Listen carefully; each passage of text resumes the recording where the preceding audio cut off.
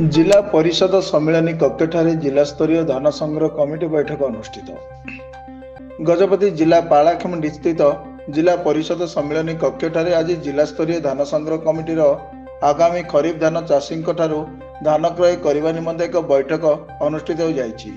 जिलार विभिन्न पाक्स अंतर्गत पंजीकृत चाषी धान किणवा नहीं एक विस्तृत आलोचना होइतिला।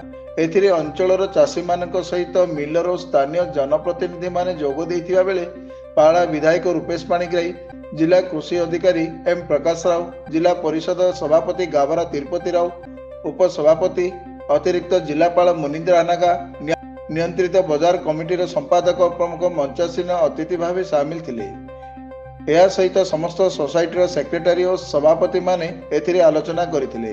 धान क्रय बेले मिलर मानक निर्दिष्ट परिमाण लेखाएं काटाकाटी करी मध्य पुणी हैरान करुथुबा नहीं अभियोग करथिले चाषी। अन्यपटे किछि चाषी सरकार जा सुविधा कले मध्य मिलर मानक सहित सोसाइटी संपादक माने मिसी जाई एपरि असुविधा करुछंती बोली अभियोग करी कहिथिले। गत मंता बात्यार क्षयक्षति वर्तमान सुधा मिली नथिबा बेले एबे आगको आउरी गोटे बात्या आसुथिबारु चाषी ए नै अभियोग करिसंती।